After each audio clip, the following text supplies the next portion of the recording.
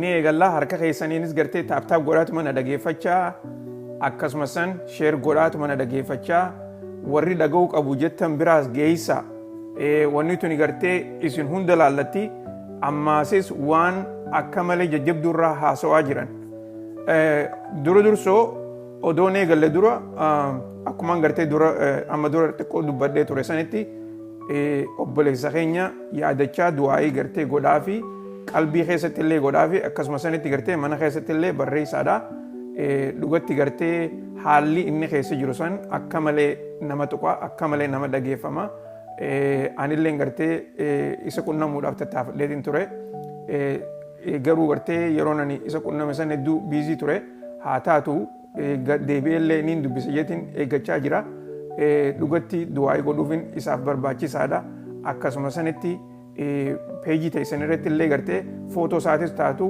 waan isaallee taatu gartee maxxansaadhaa fi dhugatti gartee bira dhaabbachuu qabna nuti yeroo namni keenya keessaafuu namni gartee akka isaa kan Oromoo jecha gartee akkanatti rakkachaa jiru kuni akkana duraa gartee lubbuun isaatuni karaa duraa gabaabbattee karaa malatti akka kutuus hin barbaannu akka malattis akkana duraa kutuu hin barbaannu saniifuu gartee gargaarsa inni barbaachisu hamma dandeenyu haa goonuufin isiniin ja'a tanarratti gartee walaa gargaaruu jajjabaadhaan isiniin ja'a taate egaa itti dabruudhaan guyyaa kaleedhaa akkumaan amma dura isinii himaa ture guyyaa kaleedhaa mariitu ture mariin tuni gartee hiiringii jaaniin tan warri mootummaatii fi akkasumas warri looyeroota jajii kan Siyaatil jiru sanit biratti koortii federaalaa tan Siyaatil jirtutti isa duratti gartee mari'atanii turan. Mariin tuni sa'aa takkaaf deemtee turte marii tana keessatti qabxiilee adda addaa irraa haasawaa turan. Qabxii akka malee jajjabduudhaati.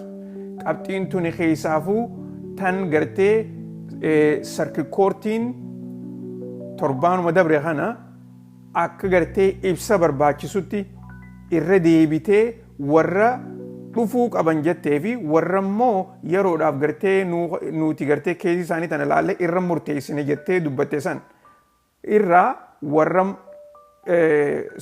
sarki koortiin approve jettee gartee murteessite san irratti ibsa gootee turte. Ibsi san haasawa irraa guyyaa kaleedhaa mana seeraa kan federaalaa keessatti godhamaa ture san irratti akka malee gabbu'aniiti irraa mari'achaa turan. Ibsi sarki koortiin goote san akka malee jajjabaadha. Akkumaan amma dura isin himaa ture koortiin akka mootummaan waan sarki koortiin akka irraan isin deebi'a sarki koortiin akka mootummaan waan isaan jaan kana karaa fadhinnaa isaanitti micciiranii ittiin fayyadamnee fi ibsa san godhanii lafa kaayan. Karaa biraatiin ammaasis jajii kana gargaaruudhaa fi karaa biraatiin ammaasis warra looyerootaa kan warra ejensii adda addaa bakka bu'ee kana gargaaruudhaa fi ibsa san godhan. Ibsi san akka malee murteessaa taheeti argame. Hoggaa gartee mana seeraatti guyyaa kalee haasa'u godhan jechuudha.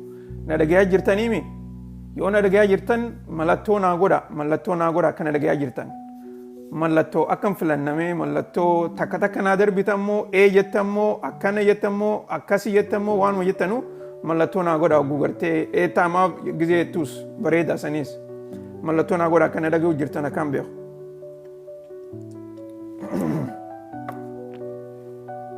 Bikaan irra deebi'uu qabu yoo jiraattees nu irra deebi'aa rakkoon qabu irraan isinii deebi'a maaliif wanni tuni barbaachisaa waan ta'eef jecha akka gartee qacooloo dhageeffatanii barbaada akka isiniif galutti.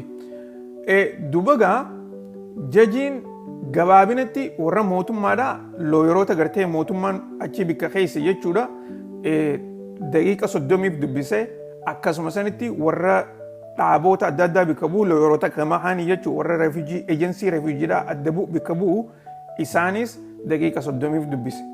Dubagaa kana keessaa wanni takka tan barre duraan namni biyya tana approve tahee fixatee dhufuudhaaf deemu kan je'an san mootummaan lakkoofsa isaanii toora nama 20,000 30,000tti gaxiqqeessuudhaaf tattaafachaa turte. Garuu immoo warra gartee daataabeezii mootummaan itti fayyadamtu jira istaar hajaaniin.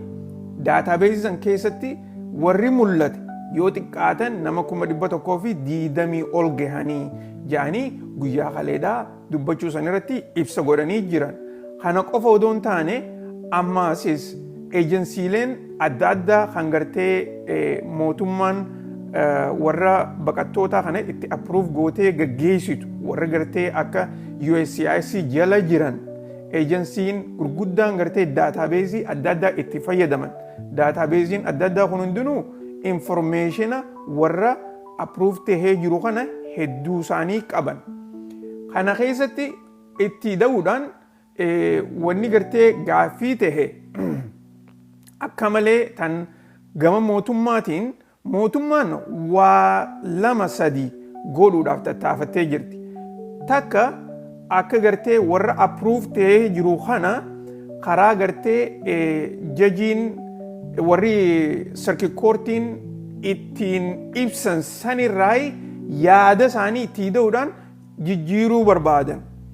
Akkamitti jijjiiruu barbaadan yoo jettan mootummaa jajiin warri gartee warri circuit courtiidha warra approve tahee jiru kan keessa kan dhufan haja'an yoo xiqqaatan warra gartee nama eega Donald Trump aangoo fudhate durarraa guyyaa 15 qofa warra tahee takkaawu warra conditionally approved tahee jaanii ammaasis warra filaayitii tikeeta qabatanii airportii isaanii jiru dura cancel ta'an qofa je'aniiti san akka gartee jajiinis dogoggoree isaan yaada isaaniitti himuudhaan karaa kanaan dubbii jijjiiruu barbaadanii turan. Garuu jajiin kana dhagahuu dideeti irra qabee jechuudha. Irra qabuu bira dabareeti inumaatu waan yaada keessanii natti himina waan circuit courtiin dubbatte ammaas circuit courtiin ibsite san qofa irraa haasawaadhaa jeen. Ammaas wanni gartee isin dubbachuu qabdan waan circuit courtiin goote san odoo hin jijjiirre san qofa irratti gartee koortii tana keessatti irraa mari'achuu dandeenya yaada juu ibsaan isaan dura dubbate jechuudha. Kanarraa maal? Circuit courtiin warra gartee approve tahee jiru, warra conditionally approve tahee jiru fi ammaasis warri approve tahee jiru kuni warra flight tikeeta qaban qofa hin jenne. Warra approve tahee karaa gartee orientationaa dabree filaayitii eeggachaa jiru, warra filaayitii muratee jiru, warra kana hunda gama Ameerikaadhaa fidaadhaa yaaniin. Warreen kun ammaan tana toora gartee nama 120,000 ja'aniiti ibsanii jiran. Kana keessaa gabaabinatti mootummaan akka gartee keeziin tuni karaa gartee ifii isaaniitiif fedhanitti jijjiiramtu. Takkaa'u immoo warra gartee conditionally qofa biyya tana dhufan ja'aniititi jijjiiruu barbaadanii turan. Warra san akkan taane jajiin duraa laaffisee jira. Kana qofa odoo hin taane maasis warri gartee approve tahanii jiran. Kana keessa warra meedikaala godhatanii jiran. Yoo meedikaalli isaaniitillee qaceelloon dhageeffadha gaaffii hedduu gartee warri mana keessatti kakaasaa turtan qabxiileen amma booda dubbachuu deemu kana ni beeytan. Warra meedikaala godhee jiru yoo meedikaalli isaaniitillee duraa expire tahee taate jarri kunis meedikaala isaanii daddafanii fudhataniiti dhufuu ta'anii ja'aniititti dubbatanii jiran. Ammaasis warra security checkidhaatu jira. Warra gartee security checkin isaanii duraa expire taatu. Warri kun ammaasis sistama gartee mootummaan daataabeesii itti fayyadamtu jira kan security qofa jechuudha. San keessatti galmaa'anii jiran. Warri sanis yoo gartee security isaanii duraa expire taate daddafaniiti haaromsaniifi jechuudha. Kanaaf jecha if duuba hin deebisan. Isinii galtee waan isinii mujju. Qaceellotti gartee harka keessanii taaptaap godha. Kanaaf jecha keezii teessan if duuba hin deebisan. Hoggaa gartee lakkoofsi isinitti dhiyaate bikkuma sanirraa fuuldura deemtan bikkuma sanirraa deemtan jechuu ammaasis yoo gartee isin warri gartee amma meedikaala kan akka as keessatti haasawanfaan warra gartee meedikaalli isaanii guyyaa 30 keessatti expire ta'u faatu jiraa jiran warra gartee guyyaa baatii 3tu jiraa jiran warra baatii 6tu jiraa jiran kana keessa ammaasis warri securityidha warri gartee security'n isaanii clear ta'an daatabeezii keessa seenanii daatabeeziin kuni ejensiilee adda addaatiin access ta'a takkaa'u gartee warri gartee akka IOM-faan arkachuu danda'anii karaa saniin daatabeezii isaanii akkuma gartee guyyaa update godhuutti guyyuma update godhanii jechuu warra securityidha. Ammas itti da'uudhaan ejensiileen kan warra gartee Ameerikaa hogguu dhufan isaan kana gargaaru. Ejensiileen kunis haalata itti jara kana gargaaranii keessaafuu gartee warra karaa UNT fi akkasumas refugee kophaa ta'anii kan dhufan jechuudha. Ammas warri gartee kana keessa conditionally approved ta'an kan jedhaman jarri kuni karaa tartiiba kophaatiin akka jiruun akka gartee hogguu Ameerikaa dhufan isaaniif mijjooytu. Asirratti dubbatanii jiran. Kanarratti egaa wanni guddoon gartee irratti wal qaban tana isinittiin hima dhageeffadha. Wanni guddoon irratti wal qaban maali yoo jettan namni kuni yoomirraahi Ameerikaa seenuu qabaa gaaffii jettu irratti wal qaban yoomirraa eegalee takkaa'ummoo yeroo hanqam takka isinirraa fudhataa baqattoota kana Ameerikaa fiduudhaaf gaaffii jettu irratti jechuudha. Kanarratti warri mootummaadhaa akka jaanitti yoo xiqqaatte warri gartee amma filaayitii harkaa qabu toora gartee 7 kana nurraani fudhataa jaan.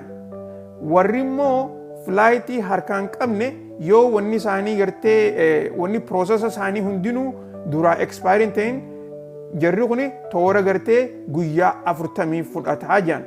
Kanatti aansuudhaan warreen ammaasis piroosesni isaanii xumuramee fi filaayitiin harkatiin yoo jiraatan yoo meedikaalli isaanii dura expire hin ta'in security'n isaanii dura expire hin ta'in jarreen kun ammaas yoo xiqqaate toora gartee baatii 2 keessatti ni dhufanii jaanii dubbachaa jiran. Kun egaa wanni barbaachiseef maali? Mootummaan orderii adda addaa baasaatiin jajiin inumaatu gartee warra mootummaatii wajjin hogguu haasa'u akka gartee xiqqoo malee isaanitti aara qabutti haasawaa jira gaa faranjiin frustration jettiin xiqqoo gartee frustrateetii irra deddeebi'ee gartee gaaffiilee adda addaa gaafachaa ture. Gaaffiileen tuni maali? Isin amma duraas gartee karaa adda addaatiin anis orderii baaseetiin jira injectionas godheetiin jira akkasuma sanitti ammaasis warri gartee sarkii koortiidhaatis injectiona godhanii san qofa odoo hin taane irra deebi'anii orderii haaree baasanii jiranii. Orderii isaanii kana karaa kamitti hojiirra oolchuu qabdanii takkaa'u hojiirra oolchuu teessanii waan jedhu jajiin gaaffii gaafatee jira. Gaaffii tanarratti karaa mootummaatiin wanni dhiyaatte inumaatu nuti ejensiilee gartee karaa Ameerikaa keessa jiranii fi akkasumas ejensiilee biyya alaa jiraniis qunnamuudhaaf tattaafannee turre. Piroosesa kana hojiirra deebisuudhaaf tattaafannee turre. Garuu immoo sababa gartee koortiidhaatii fi sababa maasis qaaxiroo adda addaatiin nuti wanni nuti gartee bikkaan ga'uu barbaanne san nu mijaa'uu hin dandeenye. Ammaasis gargaarsa warra gartee mootummaa gargaarsa warra dhaaboota ejensii adda addaa kan gartee mootummaan kennuufii qabdu saniis isaaniidhaafis gargaarsa godhuudhaafis qophii godhaa turre. Qophiin tun ammoo bikkaan hin geenye waan jedhan asirratti dubbatanii jiran. Wanni ammaan tan isin himaa jiru kun ifa moo kami? Yoo ifa isinii ta'e mallattoo naa godha. Kadiir martuu jaa barreessa mallattoo.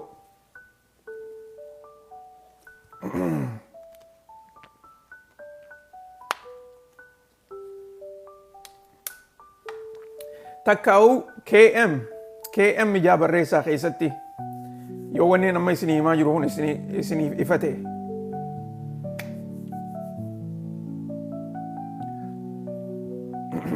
KM ijaa obboleessa keenya Kadir Martuu.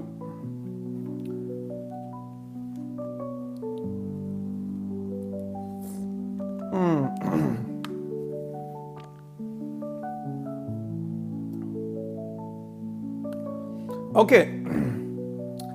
Gama kaanit dabarra gama warra gartee warra looyerootaatiin.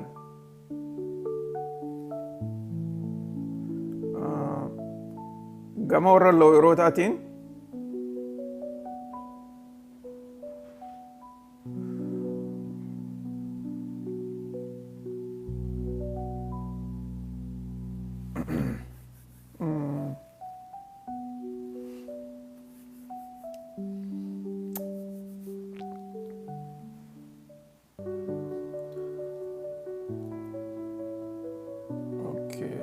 reefuun tana nootii takka reefuun tana qabadhee ture.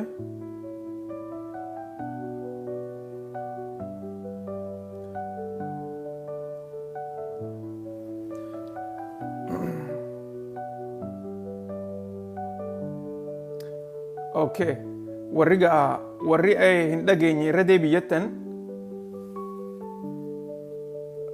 hin dhageenye irra deebii gaafii jira. Maal hin dhageenye waan inni amma haasawaa jiru hin dhageenye moo maal hin dhageenye meenaa himu durso.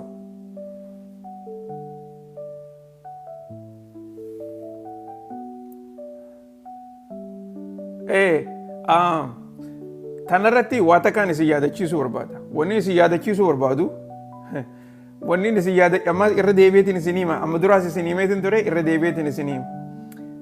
Ja'aan ja'anii bikka adda addaati irraa dhageessan. Asirratti nan gaafatina gama keessaatiinis nan gaafatina. Ani ja'aan ja'anii irraa haasa'uun barbaadu ja'aan ja'anii irraa isoniin isin deebisu akka illee hin jirtu. Ja'aan ja'aniin dursoo gartee abaluu kana jee wanni tun dhugaadha moo soba yoo gartee kanaan jettan taate ani waan abaluu jeessan hin beeku. Waan abaluun san irraa haasa'u jirus hin beeku saniifuu gartee akkasitti naa hubadhaa.